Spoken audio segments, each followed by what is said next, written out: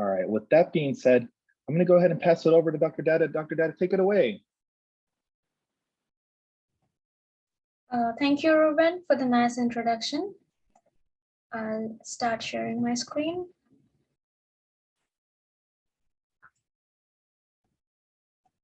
I hope it is visible to everyone. So, good afternoon, everyone, and welcome to my talk on applying to postdoc position. I started my postdoc at UCSD in 2021, and I'll be giving you all a brief overview, along with sharing some of my personal experiences and try to address most of the process of the application, the when and how to do it. So in case anyone has questions, like in between the talk, as Ruben mentioned, please feel free to put it in the chat, or we can take it at the end of the talk as well. Now, before I start talking about the application process, let me tell you what is exactly a postdoc position. Some of you might already be familiar with it, some of you might have heard about it. So it's generally referred to as a short-term research position after the completion of PhD. It's generally a 2 to 5 years tenure where you will be primarily working under mentored supervision. So why is it important? Occasionally, it serves as the platform for transitioning to your next career. Whether you're targeting to go to the academia or industry, postdocs experience is valued. Now you might ask, like, what are the career options after postdoc? Why do I need this experience?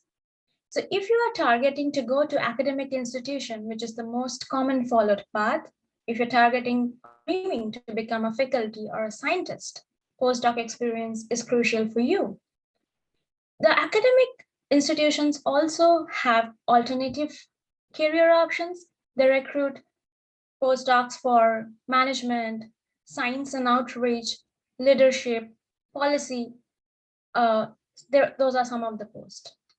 Apart from the academia, the industry sector also hires postdocs, specifically in the research and development, technology development.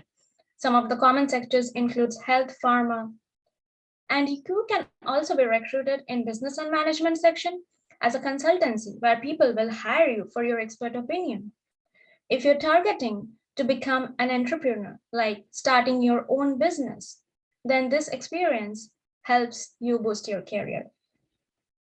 What are the other options? The public engagement sector also considers postdoc, like for example, in science communications, in the publishing houses, in nonprofit organizations, in government organizations like funding agencies. So it is very important to figure out why you need to do a postdoc before you start the process of it. So it's important to ask yourself these questions. Like when you are reaching your PhD defense, or maybe when you're thinking, okay, so after 1 year, I'm going to finish my PhD, what next? Ask yourself, what are your ultimate career goals?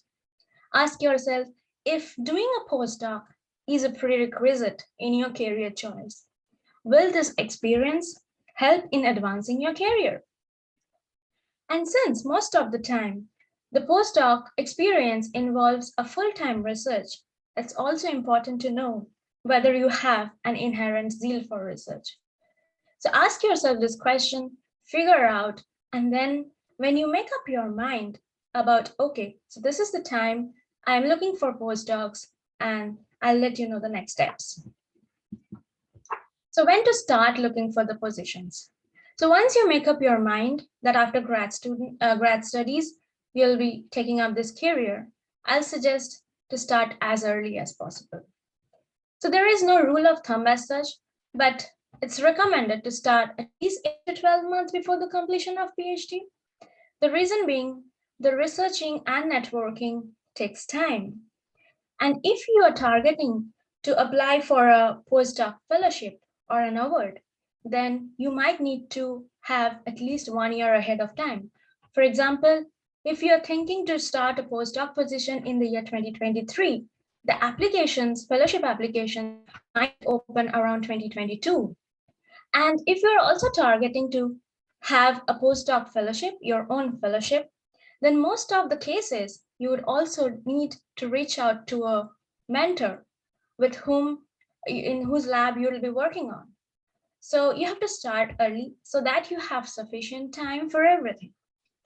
And also keep in mind that this hiring process and the paperwork takes time. So even if you have a postdoc offer early before defending your thesis, that's okay. You can always negotiate on the start date. It could be flexible. People consider it, but it's always better to start early. Now, where to search? So this is one of the most, the first slide shows one of the most common search engines like Nature Careers, Science Careers. I personally like Job Archive very much because it's relatively new and it's very simple and easy to search. Some of the other options are Indeed. So I'm not sure like if you guys are all targeting to do postdocs in US or not. So I listed a couple of other sites which are across the world. Specifically, jobs.ac.uk is specific to the UK related postdocs. And Eurosets is a very nice website which lists out most of the important institutions within Europe. Now, when it comes to job search, another crucial thing is taking care of the keywords or identifying the keywords. Now, when recruiters post their advertisement, they can either write it as a postdoctoral researcher, associate, or a fellow. So make sure like when you search, you identify those right keywords. And another way to search is taking keywords specific to your area of interest or your discipline, like nanoengineering, computing, earth science. If you're looking for specific techniques, you can go for artificial intelligence or maybe cryo-EM. When you start shortlisting this, it often happens like maybe we shortlisted 10 labs and you have in mind that, okay, so these are the 3 best labs which I'm going to apply in priority. And we tend to forget. So it's always good to subscribe to the mailing list so that you get a reminder mail. So these are some tips which might help you in the future. Now, apart from the conventional search advertisement sites, these days, the social media platforms and the networking events also play a very important role. I personally found my postdoc through Twitter. So you can follow the groups of your eminent labs in your research area with the hashtags. If you have a specific location in mind, search with hashtag postdoc, hashtag that specific location, hashtag that research area. People often post their advertisements, like sometimes people retweet, so you don't know what might come up. When it comes to LinkedIn, you can set up job alerts, turn on the notifications. And in LinkedIn, there is also an option for like the LinkedIn Easy Apply. Often recruiters take direct application through LinkedIn. If you're targeting to do with that, then you might think of having or crafting your LinkedIn profile very effectively. Because what the LinkedIn algo does is take whatever information you put in your profile and converts it to some sort of CV and sends to the recruiter. So have it updated. And another great option is the networking events, like attending these conferences. The reason why I'm saying is that in many of these conferences, what I've found is the PIs will often give a verbal advertisement, like the PI gives a talk and says at the end of the talk that he or she might have a position opened up in the lab. So if you think that the PI is of your interest, go and talk to him, have a coffee chat, and express your interest. That one-to-one interaction provides the first ice-breaking thing. And then when you come back, you can always follow with email. But at least that person knows you, have seen you by face. So that gives you an upper added advantage. Now, when you start looking or shortlisting for your postdoc positions or the postdoc lab, it's also very crucial to know what is your area of interest. You need to stay updated and look for the current hot topics in the research area. You need to know your strengths and the skill sets, because based on your skill sets and strength, that is how you're going to present yourself to the recruiter. So also keep in mind that the postdoc experience that you are looking for should add more, should be an addition to the already existing skill set in your current CV. If you're doing some advanced training in any special instrument, then you might want to scale it up or level it up higher. Another option to think of is targeting cross-disciplinary research. What does that mean? Suppose you have been trained as a chemist in your PhD. That's great. You do great organic synthesis. But maybe when you are looking to transfer to your postdoc lab, then you might find a lab which does a mixture of both chemistry and biology. So that's an interdisciplinary research. You might want to join that lab. Why? Because you already know the synthesis part. You might want to expand your research exposure by learning with folks who do the biology part. So that way, when you come out of your postdoc tenure, you know more. Make sure the reason why I'm stressing this out again, because generally these postdoc tenures are very short. They're from 2 to 3 years, maximum up to 5 years. And there are many challenges within it, and you want to have the maximum gain in such a short time. And don't be afraid to start something new. I also shifted my field during after my PhD. It's always a bit challenging, but whenever you transition to a new lab, the PI gives you some buffer time to learn. You can shadow the senior grad students or the senior postdocs and pick up the new skills. So it takes a few months, but you'll get hands on it. So don't be afraid. You can definitely target cross-disciplinary research if that is one of your area of interest. Now moving over, what are the different types of postdoc funding? People always talk about this, like you need to get funding. Now, one of the most conventional one, like when the individual PIs, when they float advertisement, they generally do it from their own project grant. What are the other options? There are some big companies like Pfizer, Genentech. They also give postdoc position. Those are known as industry-sponsored postdoc position. Now, what I have heard is that the setting in the industry postdocs are a bit different than the academic environment.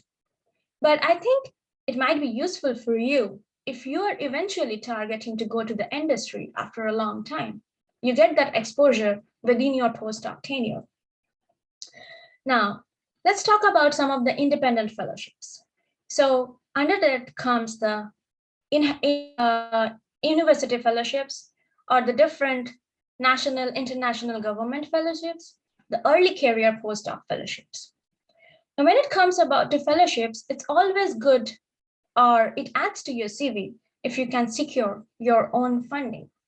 That way, you can go to any choice of lab you like, and the PI won't have any problem because you are coming with your own funding. So they will be eager to support you. There is a very good website called the NIH Reporter. It's a public website by the NIH where you can just enter a specific institute name or department name, and you can see the active fundings in a specific area. Now, I'll talk a little bit about applying for the postdoc fellowship. So I listed here some of the common names, like the National Institute of Health, Fulbright program, it's a very common one, the banking postdoc. Marie Curie European Fellowship is very known within the European countries. The Newton International Fellowship is another great fellowship. So again, when you apply, if you do not have a specific location in mind, you can always be flexible to global. And the reason I'm talking about is, like, as I mentioned before, if you're targeting to apply for a post fellowship, you need to reach to your potential mentor at least a couple of months before that. You need to mail to a specific lab or a specific PI with whom you're working, interested to work with, and ask that person that you're willing to join the lab and you are willing to write this fellowship, if that person will be able to support you or not. When you're writing a fellowship, there are multiple steps involved. And even if you don't go through it, there is nothing to feel bad about it, because the writing process itself is a very learning experience. So the different things which general requirements for these things are, apart from your education history, so all of these fellowships, mostly they have their own forms. Along with that, you also need to submit a statement of research, or the SOP. So it varies from different types of fellowships. In some of them, it's just short, some of them, it's a bit detailed. In some fellowships, depending on how much money they are giving you, they might ask you to add the costing information as well. So that might be new to you. So what does that mean by the costing? So that's like, suppose you're targeting to take a 2 to 3 years postdoc fellowship. So what you need to do is that they will ask you to specify how much amount of money you're going to spend in the first year, second year, third year, in the different sectors, like in purchase of chemicals, in attending conferences, and maybe buying some big stuff. So that is what the costing information comes from. So no need to be afraid of this. Like, most of the time, PIs are very supportive. So whichever PI you're targeting to, whichever lab you're targeting, so those universities, they have specific persons who take care of those, and they will help you to draft a costing information. And it's also important, like when you are applying for fellowships, you might need good referees as well. So have specific people in mind. I'll always suggest you to go global. Now, when we are doing this, applying for these postdoc positions, like mostly one of the very common way is to do it by mailing. So when we target to apply for postdoc position by normal common email pathway, the CV and the cover letter is very important. So crafting effective CV. So these are some of the general headers which I put in, but you could work your way on it through it. There are tons of templates available in the websites and in Google. But there are a few things which I would like to point out. The first thing, like which I have personally seen myself, is when it comes to the identity, many people miss adding the contact information. So even if you're not comfortable adding your phone number or anything, make sure you have include your email, so that if you're sending it to someone, suppose if you're giving your CV on a paper printed, and if that person likes it and wants to reach back to you, make sure you have a contact information. Make sure you have an accessible email. Followed by that, the educational qualification generally goes in the reverse chronological order. So your PhD degree comes first, followed by your bachelor's and undergrad. And after that, I recommend it is to write a short PhD research experience. Now, this shouldn't take up much of the space. So overall, a CV is generally 2 to 3 pages is good. And the reason why 2 to 3 pages is effective, because when somebody is screening your CV, like the PIs are very busy. So imagine yourself in the PI's shoes. So probably that person will just take a look at for maybe 3 minutes or maybe less than 3 minutes. So don't go overboard. So a very or your title, your brief description. If you want, you can also include your PhD supervisor name and institute. Then comes the list of publications. Now, when it comes to list of publication, I have seen people becoming confused, like they have tons of publication and they don't have enough spaces in their page. What to do? You can always write selected publications. Give the best ones. And you can provide a link, maybe your Google Scholar link or the ORC ID, which will list all of your full publication list if you don't have any race. And after the list of publication, the remaining parts are a bit optional. It depends on what all things you have done during your PhDs, and you need not tick every one of them.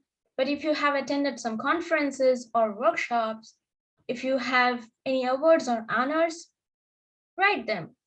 If you're talking about any specific important role or position you played, then it might be useful to also add the tenure.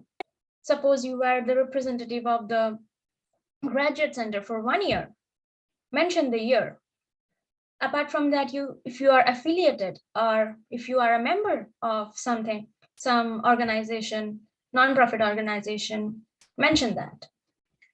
Now, next comes, which is a bit optional and it depends on your choice, is the name of referees. Now, why I'm talking about this is like in most of the recruitment process, people will generally ask about recommendation letters.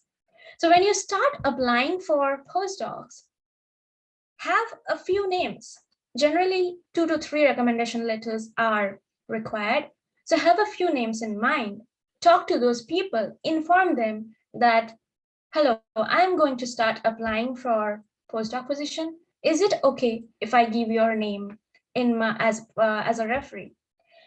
You can also send them your CV so that depending on your CV, they can write a recommendation letter. I mean, sometimes the people we ask recommendation from may not be your direct acquaintance, but they might know you, have seen you in person. So talk to them beforehand. Make sure they know you and they are willing to give you reference letters. And in the CV, you might not need write down directly the name of the referees.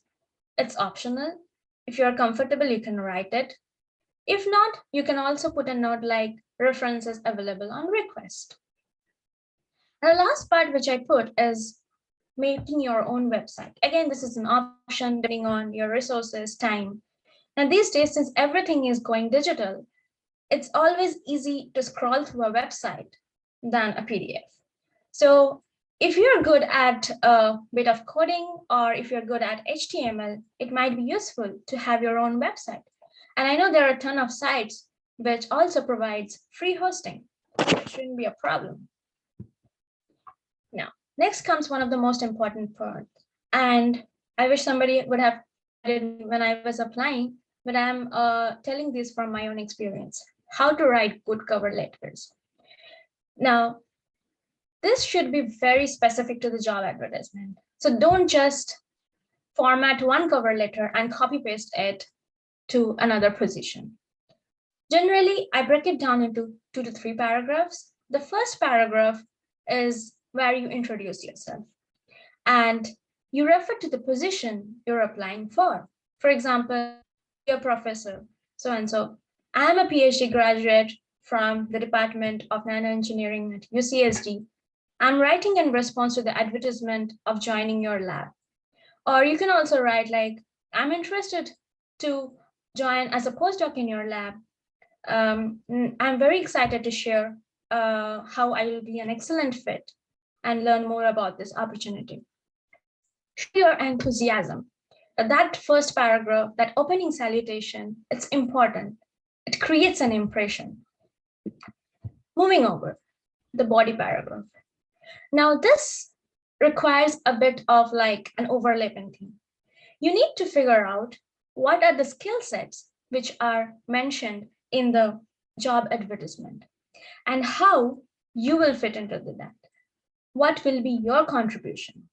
What you are going to bring to the lab, why you're joining the lab, and it's also important to mention what you're looking to achieve in your career goals.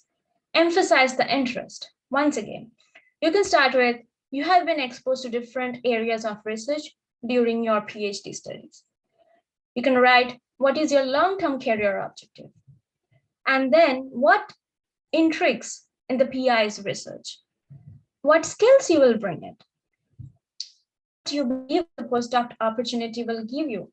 Like, for example, this one shows, I believe that this will provide me the challenge, support, and expertise for my long-term career objectives of becoming whatever. So, and end with a positive tone. Always end with an interest that I would greatly appreciate an opportunity to further discuss my research interests with you. So that shows your enthusiasm. That actually shows that you are willing to get this position. That is what which stands you apart from the remaining of the people. And in the conclusion part, indicate the next steps. Looking forward to hearing from you. So thank them for their time and consideration. So if they need any other information, let them know that they can reach out to you.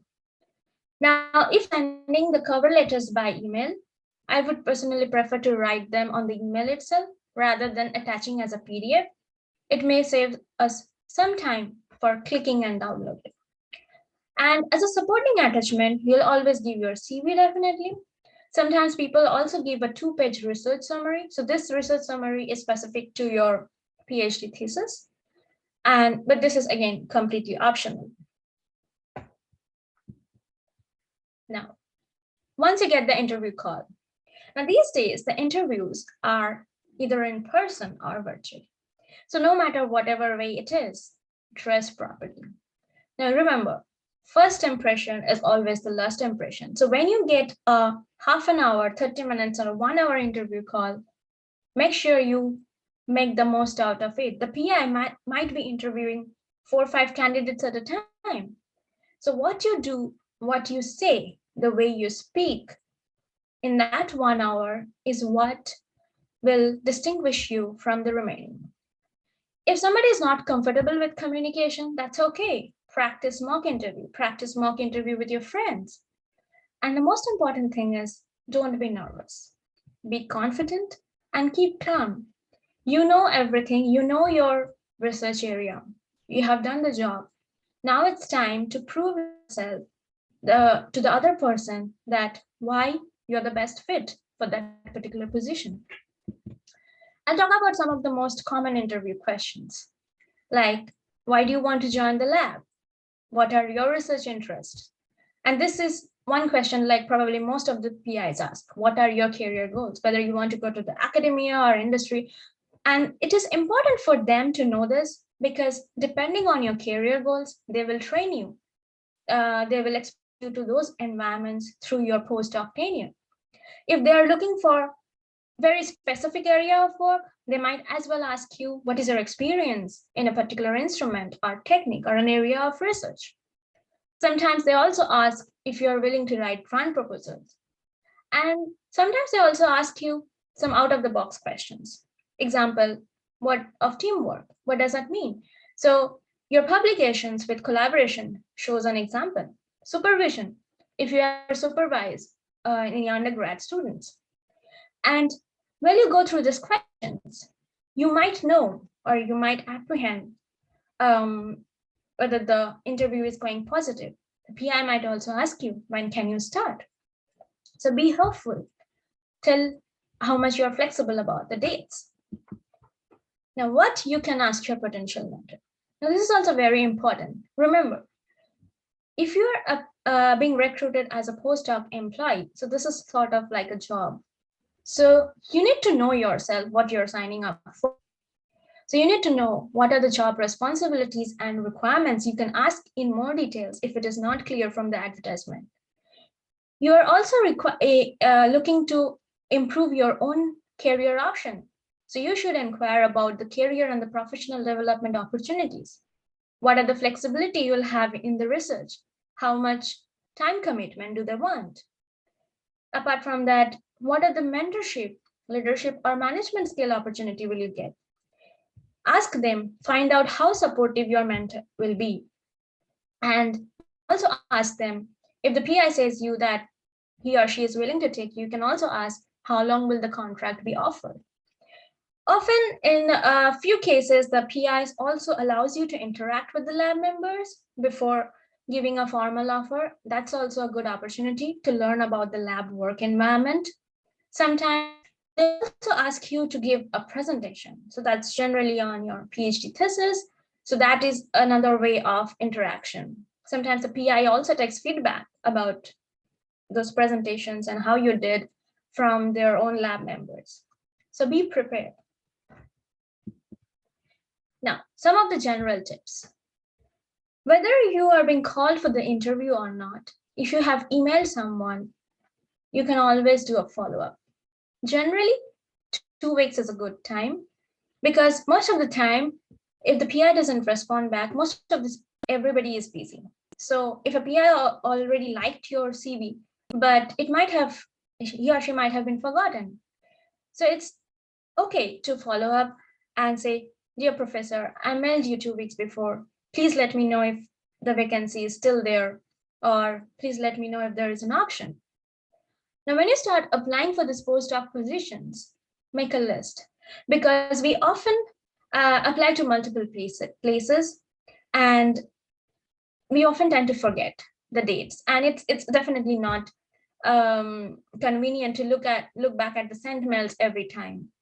So you can have an Excel sheet where you can keep a track of the dates. If you're applying for fellowships, you can keep a track of the deadlines and you can keep a track of the dates when the results will be out. Now, irrespective of whether or not you're offered a position, be courteous. So thank you for the time. It's important because sometimes often happens like the PI might like your CV, but because he or she doesn't have an immediate position vacant, that person won't be able to take you. So that person, if that person informs you about something like that, then also it's okay. So thank you for the appreciation. Because in this field, you never know who you will run into in future. Maybe you will meet that person tomorrow at a conference. So it's always important to be courteous and be patient. Don't lose hope. This applying for the postdocs takes a toll in the mind. I'll be honest with you. So be patient and don't give up. You'll definitely crack it. Now, what are some of the things to keep in mind when you get the job offer? The first thing which will come in your offer letter is the salary. Now, in US, most of the institutions generally give the NIH pay scale, so it's pretty standardized. But if we were looking outside the US, then mostly these places, they have their own standards of salary because it's considered generally as an employee. You are considered generally as an employee. But also, if you are being recruited as a postdoc employee, then your salary will also be subjected to tax deduction. So you have to make sure how much it comes in your hand. And sometimes, so the employer or the university or the institution also have other benefits. So this varies greatly from institution to institution. So some generic ones which are given here in and out within California are like the insurance, the health and wellness. They will also have leave and time off. Some people give relocation expenses, but that's again optional. You might also want to find out the parking or the housing options. Now, if you're planning to relocate, another thing to keep in mind is whichever place you're going to, what will be the cost of living?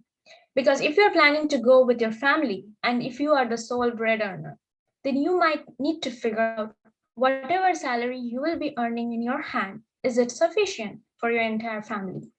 So keep these things in mind when you get the job offer. Now, once you have had it, once you have secured the position, what is the way to make the best of your postdoc?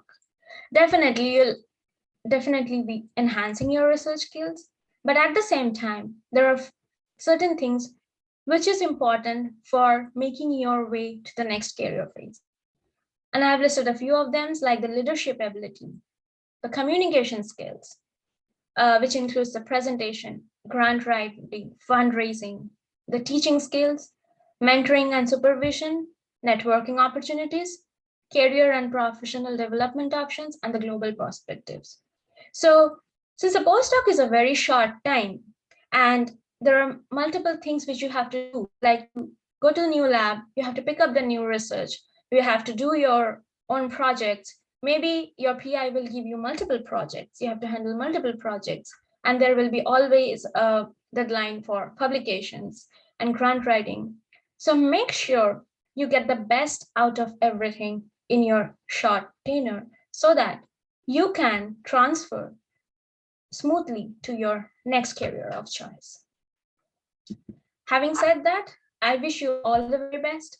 So feel free to reach out anytime. I have listed my email ID and Twitter account, and I'll be happy to take any questions. Thank you.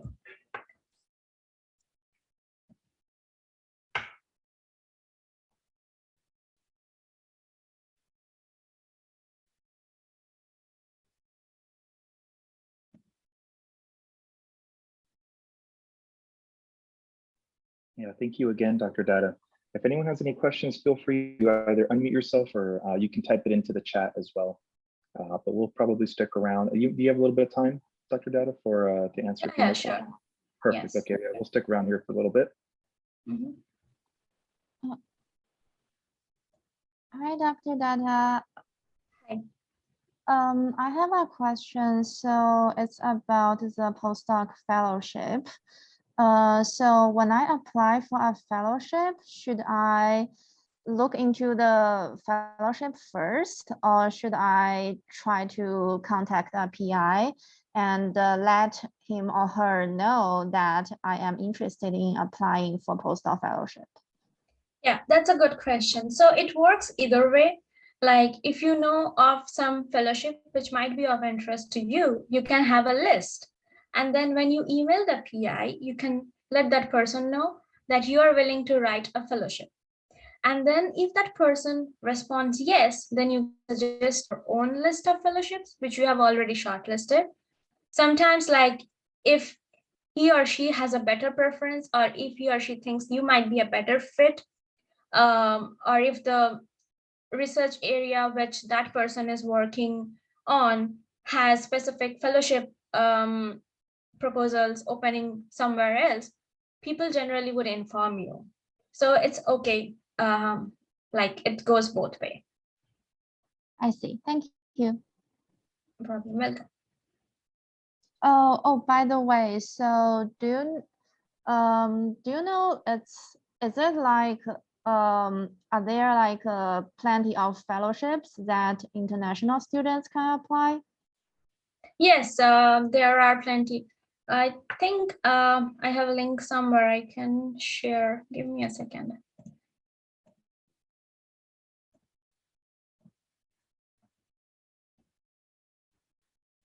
Okay. So this is a general link which I shared, which is specific to different areas, different continents. And if you are coming from a specific country, your country might have your own international fellowships. So it's very case specific, but there are definitely out there. This is just one reference. Okay. So there is, yeah, thank you. There is one question in the chat. How many times you think are okay to send a follow-up or a reminder email to a professor for a postdoc application? Okay, so I would generally say once after 2 to 3 weeks, because many of the time, if you keep reminding them, people get pissed off and don't like it. So yes, but definitely once. Hi, thank you for your Hi. talk, Dr. Dada. I have a question. Is it discouraged to do a postdoc in the same lab that you did your PhD in? It's not discouraged. People do it. You can do it like till you get a different lab so that you don't have a career break. But in the long term, if you are looking for a postdoc career, the sooner you switch labs is considered good, because that way you're increasing your expertise, you're expanding your research area.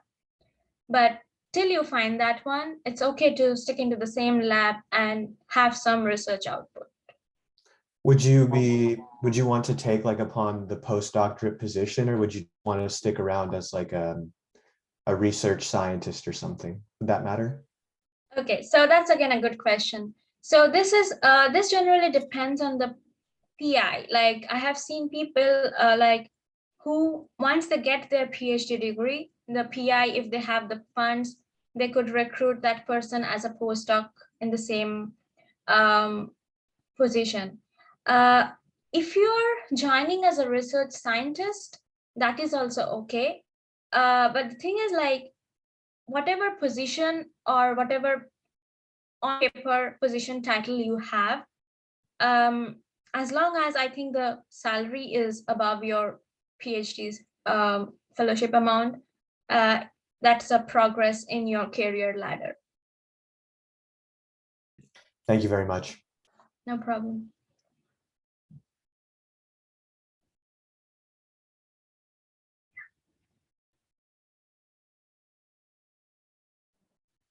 I had a question, Dr. Datta. Thanks for the talk.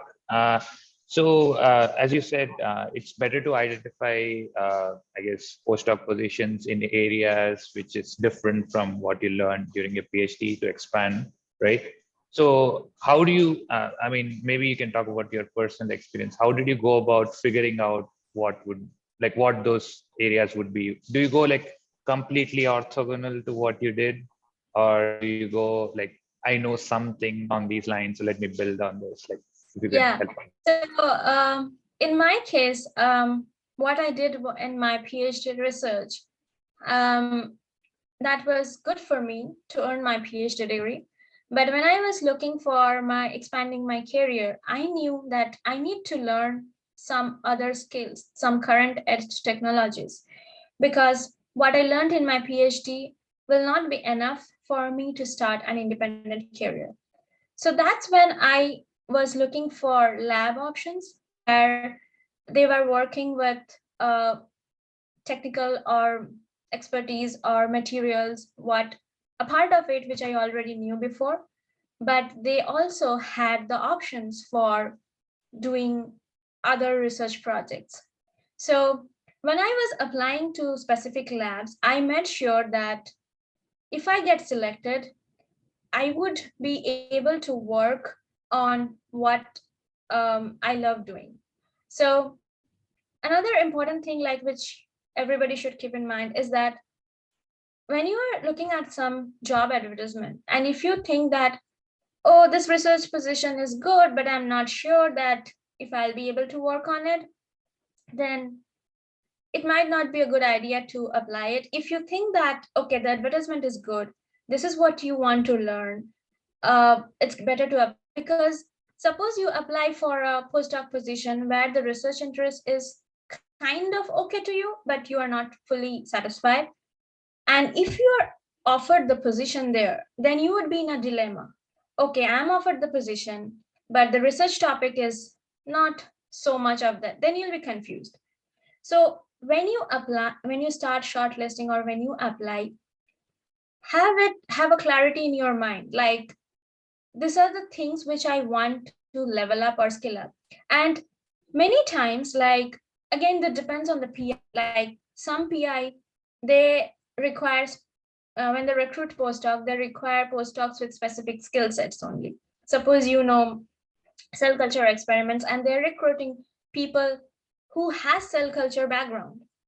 But there are PIs who will consider you and your skill set as an addition, because in that case, you are an additional asset to the lab. You are bringing new techniques. So be open. There is nothing to feel bad if somebody doesn't respond or if somebody rejects your application. Be open, be flexible. Transitioning into a new lab is always new and challenging. So if you are not flexible from the starting, you might not have the opportunity in future, right? So that's how it should be. And just a quick follow-up. So fellowship applications, let's say for next year, what are the typical like deadlines like around? So generally, the start date of the fellowship, the closing deadline of application is at almost 6 months before, or maybe 9 months before. Yeah, like if you're targeting to start sometime in 23 August or October, then the fellowship applications will be over by 2022 December or something, because most of these international fellowships, they have a long range of date for application. They open the applications for quite a few months so that you have sufficient time to coordinate with your potential PI and work your way through it. And after that, the reviewing process also takes time. And occasionally, after the screening thing, after the initial screening of application, some fellowships also requires, I know some fellowships in the Europe who require you to be present, to come for a in-person meeting, visit the institute, and they also reimburse the travels and stuff for that. And sometimes there is a second round of interview and all.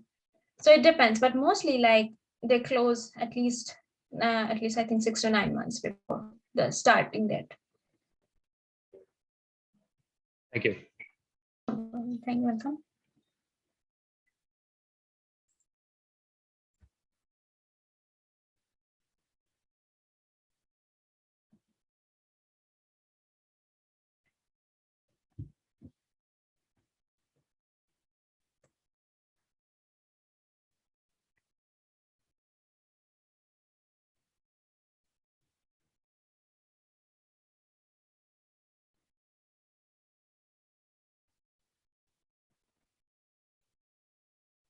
That might be all of the questions we have. If anyone else has a question right now, would be a good time to try to squeeze it in before we take off.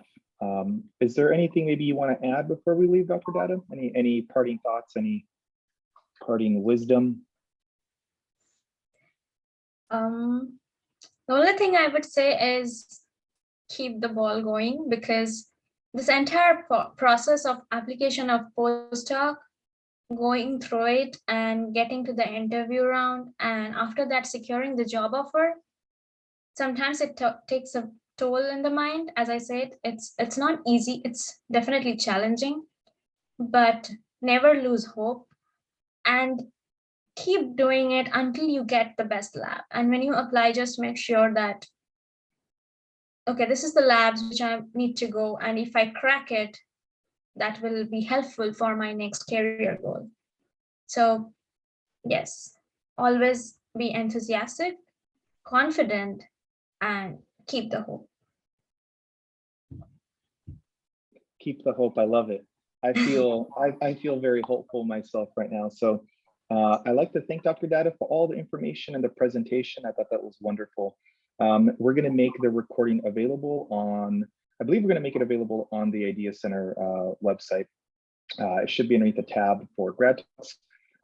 If you have any questions, you can always email us at idea.ucsd.edu, idea@ucsd.edu. And yeah, thank you all for coming out and spending time to listen to Dr. Data talk about life after the PhD and postdoctoral programs. And thank you, Dr. Data. Thank you so much for your time and for your insight. Thank you, everyone. I hope everyone has a wonderful Friday and a wonderful weekend. Thank you all.